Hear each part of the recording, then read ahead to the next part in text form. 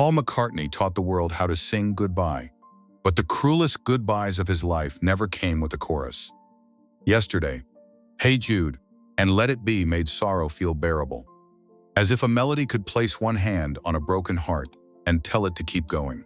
But behind that warmth was a boy who lost his mother before he was old enough to know how to carry silence, a Beatle who watched brotherhood become a court file, a husband who lost Linda to the disease that had taken Mary, and an old survivor still carrying John and George in rooms they can no longer enter.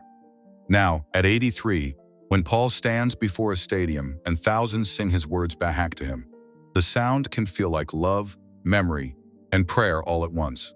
But no crowd can give back the voices he has spent a lifetime losing. Paul McCartney gave the world songs for goodbye. The tragedy is that his deepest goodbyes are the ones no chorus can return. Before Paul McCartney wrote songs for the world's goodbyes, goodbye had already entered his own kitchen. The old piano in the McCartney home did more than fill a room. It gave shape to warmth. In a modest Liverpool house, where money was counted carefully and affection often arrived through routine, Jim McCartney could sit at the keys and make an ordinary evening feel lit from within. Paul was born in Liverpool on June 18, 1942, and long before the world knew his face, he was a boy learning the sounds of home. His father's music, the small movement of family life, and the return of his mother after long hours caring for others. Mary McCartney worked as a midwife, and that detail carries its own quiet sorrow. She spent her days helping bring other children safely into the world, then came back to her own sons with the tired grace of a woman who gave herself away in pieces. At 20 Forthland Road, there was no glamour to protect anyone from life. There were meals, footsteps, school clothes, a piano, a father's steady voice, and a mother whose presence made the house feel complete. Today, the childhood homes of John Lennon and Paul McCartney are preserved as places where visitors can see the plain rooms from which a cultural earthquake began. Yet before that house belonged to history, it belonged to a boy who still expected his mother to come through the door. On October 31, 1956, Mary McCartney died from breast cancer after complications connected to surgery. Paul was 14, a boy that age is old enough to understand the shape of loss, and still young enough to need the person who has just disappeared from the center of the house. The rooms at Forthland Road did not collapse. The furniture stayed in place. A coat could still hang where a coat had always hung. A cup could still be washed. A chair pushed back under the table. A bed made in the morning. That is the cruelty of an ordinary home after an extraordinary wound. It keeps standing. Jim tried to remain the father his sons needed, but steadiness has a sound, and so does strain. Behind a closed door, a breath can break. In the kitchen, the absence of Mary would have been more than grief. It would have been a missing rhythm. The woman who had gone out to care for other families no longer returned to her own. Paul found himself near the piano, in a house where silence had become too large. Pressing a key was not performance. It was a way of proving that the room still had a pulse. Years later, he would speak of his mother coming to him in a dream, a moment that helped lead him toward Let It Be. The song would one day sound calm enough to comfort millions. Its root was a boy standing in the aftershock of a mother's absence. The world would later learn to trust Paul's smile. He would become the graceful one, the charming one, the young man who could face cameras and make fame appear almost harmless. That public brightness began in private shadow. Before the suits, before the screaming crowds, before the polished interviews, there was a schoolboy returning to a house where the voice he needed most had gone quiet. He carried that knowledge carefully. He did not have to name it every day for it to remain near him. Music entered the wound and gave it a language that did not embarrass the family, did not ask Jim to explain his pain, did not force a teenage boy to say more than he could bear. From that missing center, Paul stepped into Liverpool's streets, where skiffle, guitars, and restless young boys were beginning to make a new noise. One July day in 1957, that noise would lead him toward John Lennon, another boy with his own private weather, and the first outline of a family built from chords. The stage at Woolton Village Fete was small enough to miss if history had passed by too quickly. It was July 6, 1957, at a church gathering in Liverpool, and John Lennon was there with the Quarrymen, carrying himself with the sharp confidence of a boy determined to seem larger than the room. Paul McCartney arrived as a teenager with a guitar, a clean sense of pitch, and the kind of musical memory that could change the air around him. There was no stadium, no curtain of flashbulbs, no global mythology waiting at the door. There was a local stage, a gathering of young people, and a moment in which two boys recognized in each other a force they could neither fully trust nor walk away from. Paul could tune, play, remember lyrics, and bring order to sound. John had nerve, wit, danger, and the magnetic impatience of someone who wanted the world to move faster. Their meeting did not look like destiny from the outside. It looked like youth leaning toward noise. What drew them together was more than talent. Paul had already known the silence left by Mary. John carried his own early wound, guarded behind edge and humor. They did not sit down and turn grief into confession. Boys of that time, in that city, often learned to protect their softest places with jokes, music, and swagger. A guitar made privacy possible.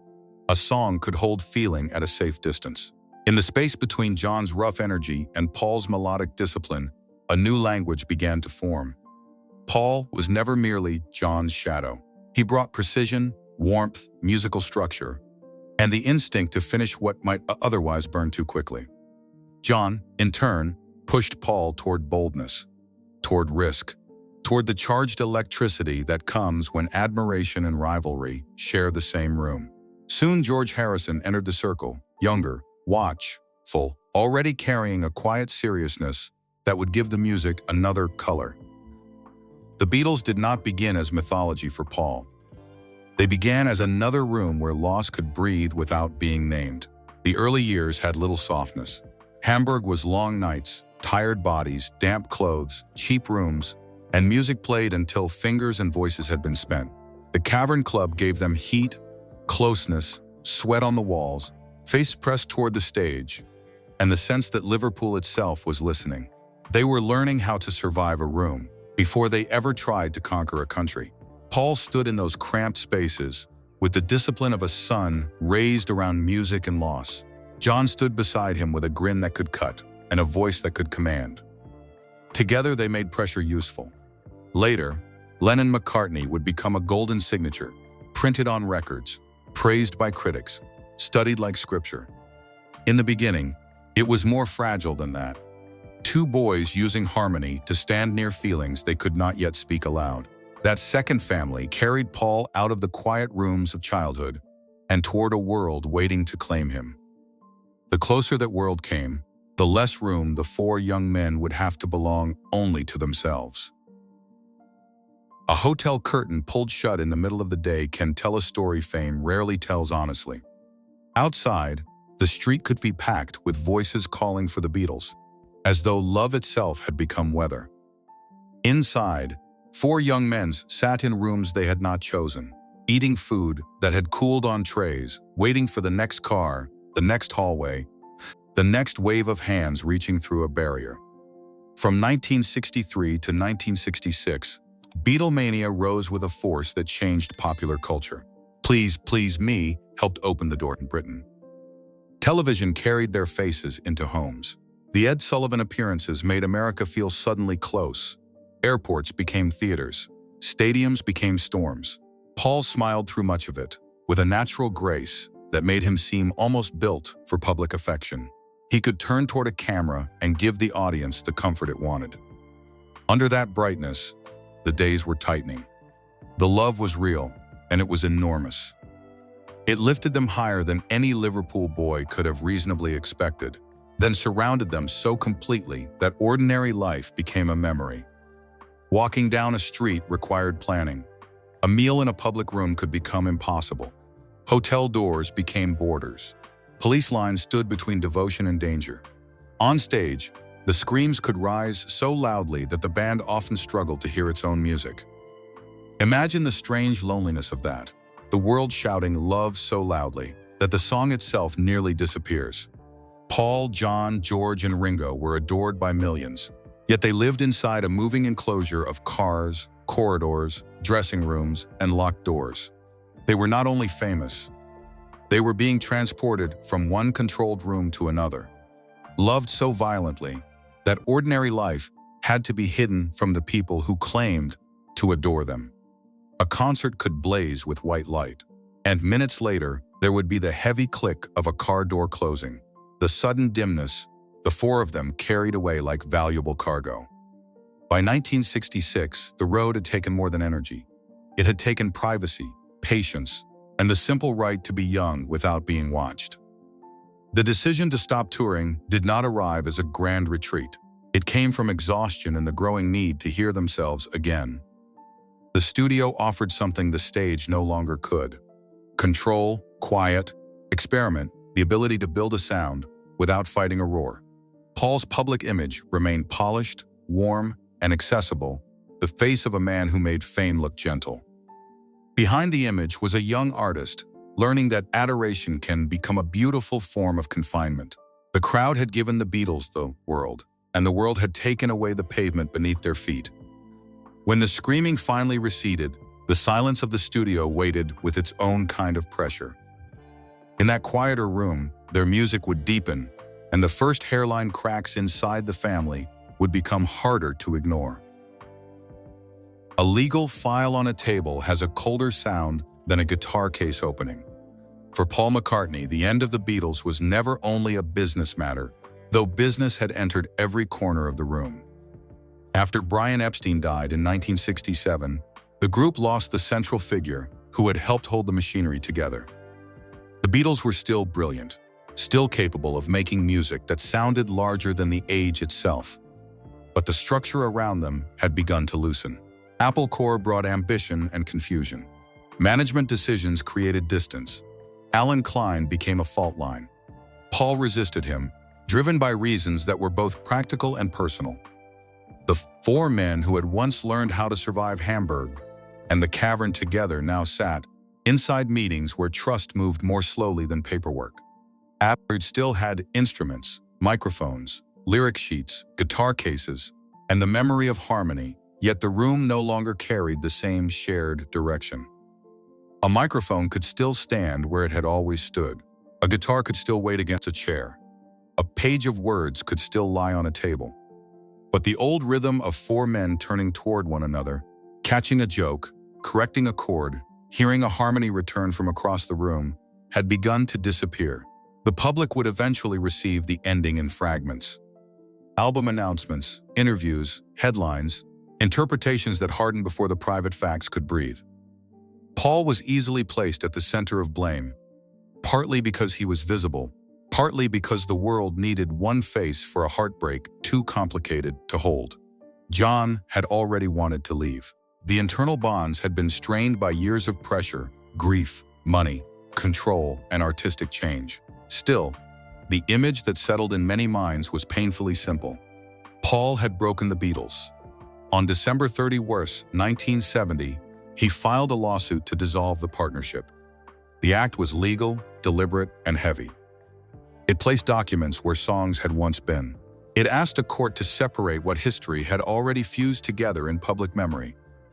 A song could make four men sound inseparable. A lawsuit proved they were not. For a man who had built his second family out of music, after the first great silence of childhood, this was a brutal kind of adulthood. The people who had shared the van, the stage, the jokes, the fear, the invention, and the impossible rise were now names in a case. The boy who had lost his mother at 14 had found another home in a band. Now that home had a legal address, a court file, and doors no one knew how to open without pain.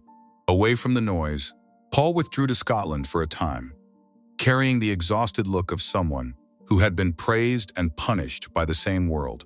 There were farm rooms, weather, distance from London, and the strange quiet after years of being chased. A table could hold a simple meal instead of a contract. A morning could begin without a press question waiting at the door. Linda was there as a human presence rather than a symbol.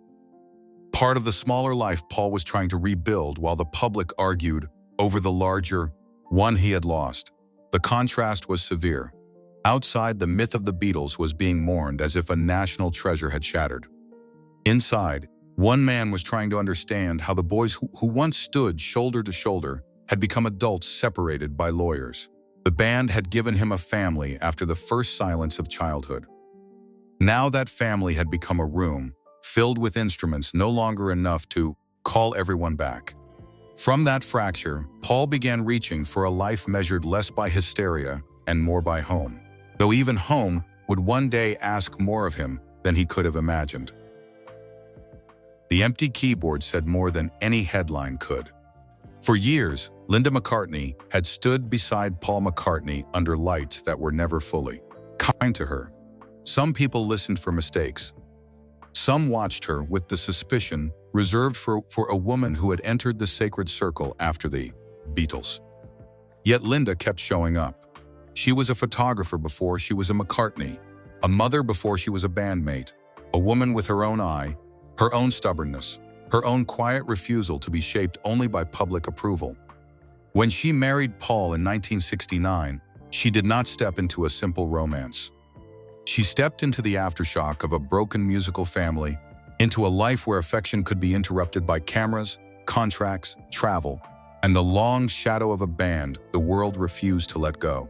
In the years that followed, she gave Paul a kind of domestic rhythm that fame had nearly erased. There were children, animals, meals, farm mornings, vegetarian food on the table, photographs placed away in albums, and ordinary questions asked at the end of extraordinary days. Had he eaten? Was he tired? Did the trip take too much from him? Those questions can sound small until the person who asks them is gone. With Wings, Linda became part of the music in a way the public did not always understand. She was criticized, compared, dismissed, and watched with a harshness that often ignored the courage it took to stand there at all. A keyboard can be a lonely object when everyone expects it to prove something. Linda stood behind it anyway. She did not need to be perfect to matter in Paul's life. Her presence was built from repetition. The sound check, the family meal, the children near the edge of travel, the farm waiting after the road, the shared belief that a life could be more decent if it made room for animals, nature, and a gentler table. The world saw Sir Paul, the millionaire, the knighted legend, the man who could fill stadiums and turn old songs into mass memory. At home, Linda was not a symbol. She was the person who knew where the private Paul ended and the public one began. She held the camera and caught him without armor. She stood in the rooms where applause could not enter. She helped make a house feel lived in rather than visited between tours. Then breast cancer entered the house in 1995. The word carried an old echo. Breast cancer had taken his mother when he was 14. Decades later, it came for the woman who had helped him become a husband, a father, and a man with a home again. The boy from Liverpool had become one of the most famous men on earth. He had money, titles, studios, doctors, friends in every city, and songs known by people who had never met him. None of it could bargain with the illness that now moved through the woman who had helped him rebuild his days. When Linda's cancer later spread to her liver, the light around the family changed. The public still saw Paul McCartney as a figure of almost impossible endurance. The private room saw a husband, standing near bedsheets, medicines, lowered voices, and the terrifying politeness of hope when hope had begun to thin. There are moments in a marriage that never appear in photographs. A hand held longer than usual, a hallway walked slowly, a meal left unfinished, a look exchanged when children are near and everyone is trying to remain gentle. Paul had once lost a mother to breast cancer, before he had the language to carry it. Now he was a grown man, and language still did not make the loss easier. Linda died on April 17, 1998, in Tucson, Arizona. Afterward, the house did not lose its walls. The farm did not vanish. The albums still held her images.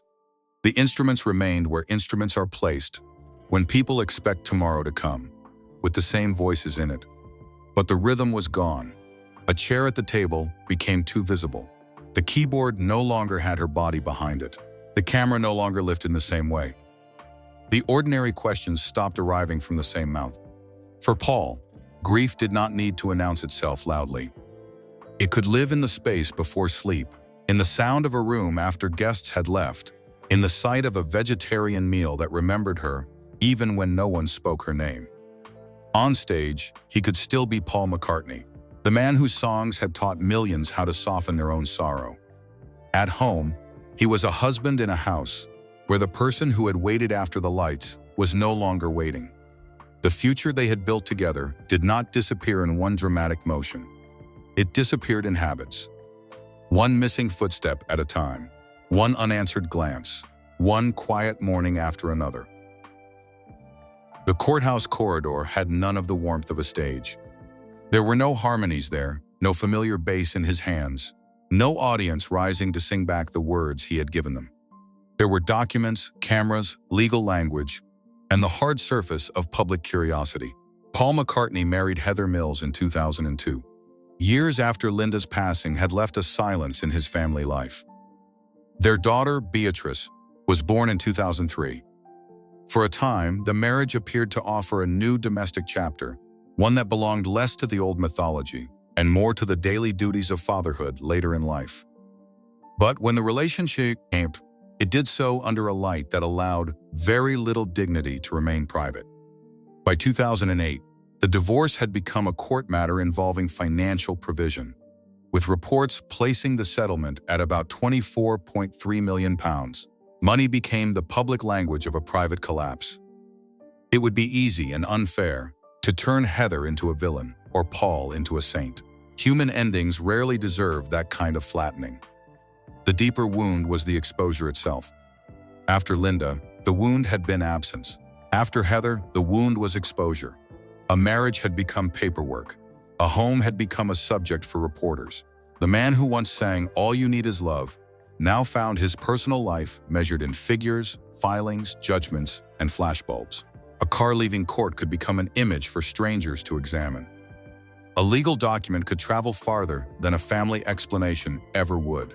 Somewhere beyond the headlines, there was still child who needed breakfast, school routines, calm voices, and adults careful enough not to let the public storm enter every room. Paul was no longer the young Beatle protected by charm and nostalgia. He was an older father trying to keep one corner of life steady while the world discussed his pain as if it were a public record. The morning after a headline, a house still asks to be lived in. Cups must be lifted. Doors must be closed softly. A child's day must be protected from adult weather. That was the quieter burden behind the spectacle. The need to continue with gentleness, while strangers believed they had the right to know everything. Paul's silence in that period carried its own discipline. It was not the silence of someone untouched. It was the silence of a man aware that every word might become another object thrown into the machinery. The court lights faded, but the feeling of exposure did not vanish at once. It settled into the years as another lesson in what fame can take from a person who has already given the world so much of his voice. This chapter did not define Paul the way the old songs did, and it should not be made larger than Linda's absence or John and George's deaths. It mattered because it showed another kind of cost. When private rebuilding fails in public, grief is not only felt, it is read, priced, argued over, and replayed. The microphone was too close to his face. That is what lingers about the night John Lennon was gone. The sudden demand that grief become a statement before it had even become real. Paul McCartney had lost the man who had once sat across from him with a guitar, a cigarette, a challenge, a joke, a line that needed finishing. On December 8, 1980, John's passing reached the world as a shock. And reporters looked for language from the people closest to the center of it. Paul's brief, awkward response, "It is a drag," would follow him for years, lifted from the numbness of a moment that had no proper words. The public wanted a sentence large enough for Lennon and McCartney. What it received was the sound of a man caught before grief had found its shape. John had been many things to Paul: partner, rival, brother in music, irritant, mirror, wound, and spark. Their bond had never been tidy. It was built from brilliance and pressure, from affection hidden behind wit, from the strange intimacy of two young men who had made a private language loud enough for the world to hear. When John was gone, Paul did not simply lose an old friend. He lost the only person who knew what it had felt like to stand at the exact opposite microphone while songs were being born between them. Then, George Harrison passed in 2001 after a period of serious illness. And another part of the inner room went quiet. George had been younger, watchful, dry, spiritually searching, and musically essential in ways that fame sometimes took too long to fully honor.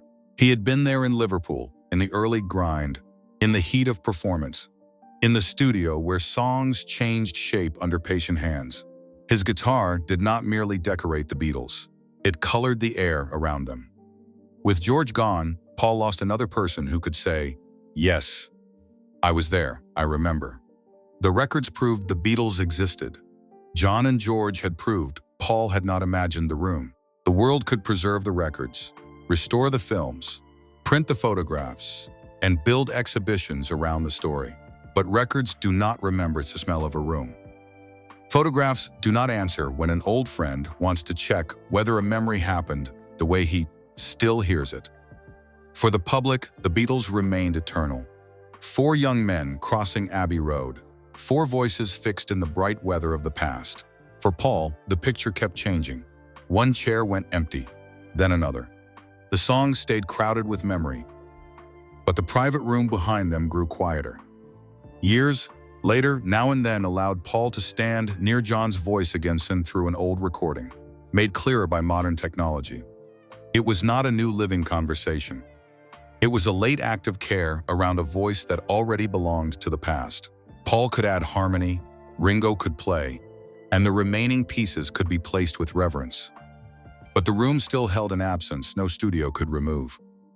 The public celebrated the final Beatles song, and rightly so. For listeners, it was a gift, a miracle of time briefly folding back on itself. For Paul, it carried a quieter weight. One more chance to work beside a friend who could no longer turn, grin, disagree, or say that a line needed changing. The world got one final Beatles song. Paul got one more room where John's voice could enter, but John himself could not. The song won praise, even a Grammy, but its deepest sound was older than any award. It was the sound of a man singing with a memory that could not answer. Paul kept making music, because music was the one place where the gone could still be invited in. The invitation remained open, even when the chairs did not fill. In the studio, age does not always announce itself loudly. It may appear in the silver of Paul McCartney's hair beneath the headphones, in the slower reach toward a control, in the patience of a man who has spent a lifetime learning when a melody is ready to be touched. At 83, Paul was still working, still listening for the small turn that makes a song breathe. The public could look at the tour dates, the album news, the standing ovations, and see a legend continuing. The private image is quieter, an older man in a room with machines, microphones, and memories that arrive without being called. He did not continue because the past had released him. He continued because the past had become part of the instrument. He was not returning to music because grief had ended. He was returning because music was the only room where the missing could sit near him without stopping the day from moving forward. Nancy Chevelle, whom Paul married in 2011, belongs to this later chapter with a quieter presence. She does not need to be made into a replacement for anyone. Her role in the story is more discreet. A steadier domestic weather around a man whose life had so often been made public before it was allowed to become personal. Around that quieter home life, Paul kept returning to work. The Got Back tour carried him again before vast audiences, including a 2025 North American run that began on September 29 at Acrisure Arena in Greater Palm Springs.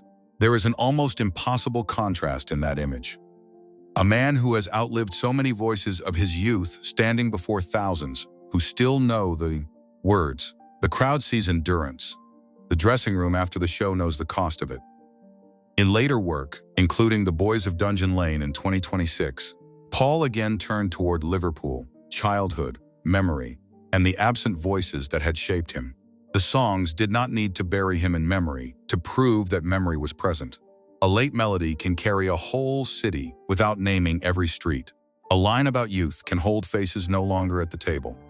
A duet, a recovered voice, a familiar chord, an old street remembered from a distance. These were not simply nostalgic gestures. They were ways of keeping the missing close enough to be honored, without stopping life from moving forward. That is the gentler and harder truth of Paul McCartney's late years. He was not escaping the ghosts. He was giving them a room. In the studio, a fader moves down, a guitar waits on a stand, and Paul listens with the trained stillness of someone who knows that a song can hold more than it says. He kept returning to Liverpool not because he was trapped there, but because some places continue speaking, long after the people who made them. Alive or gone, the past had become part of the instrument. Mary in the kitchen, John across the microphone, George with the quiet guitar color, Linda behind the camera and the keyboard, the old Beatles room still bright and unreachable. This is a harsher kind of strength than triumph. It allows a man to smile, work, and sing while leaving the wound with its proper weight. The stadium becomes a single voice during Hey Jude. Older fans stand with their children and grandchildren, some singing through memory, some through tears, some through the simple gratitude of being close to a song that has walked with them for most of their lives. Paul McCartney stands in the light, 83 years old, still carrying the bass, still shaping the room with a gesture, still able to turn a refrain into a gathering place for thousands. From a distance, it can look like victory made visible. The boy from Liverpool became Sir Paul. The songs lasted. The crowds remained. The world kept singing back. But the meaning of that chorus has changed with time. Once it sounded like youthful release. Now it can sound like a room full of strangers trying, for a few minutes, to hold together all the goodbyes Paul himself has had to carry. Then the lights change. The last notes fade. The bass goes back into its case. The corridor behind the stage waits with its practical silence. That is where the public story and the private story separate again. The audience can return Paul's songs to him in thunder, but it cannot return the voices that formed the deepest rooms of his life. Mary is not waiting in the Liverpool kitchen. Linda is not behind the keyboard. John does not step out from the side with a crooked smile and a cutting remark. George does not stand nearby with that particular guitar color only he could bring. Paul is surrounded by family, by Nancy, by children, by generations of listeners, by a legacy almost too large to measure. Still, there is a solitude that belongs to those who remain long enough to become the keeper of many rooms. He should not be made small by pity. Paul McCartney is not a tragic figure in the simple sense. He is a man who kept working while grief changed its shape around him. He learned early that music could enter silence without fully removing it. He learned later that fame could fill stadiums and still leave a chair empty at home. Now, when the crowd sings "Na Na Na," it sounds like celebration, memory, farewell, and prayer all at once. Paul lowers his head, receives it, and walks toward the quiet passage beyond the stage. Behind him, the voices continue for a little while. Ahead of him is the silence that has followed him since Liverpool, altered by time, deepened by love, never completely gone. He spent his life giving millions a song for goodbye. But when the stadium empties, who gives Paul McCartney a song for the goodbyes he still has to carry alone? If Paul McCartney's music ever carried you through a goodbye, leave the song that stayed with you below. Like this video, subscribe, and come back for more stories of the legends America sang along with, and the private goodbyes they carried beyond the stage.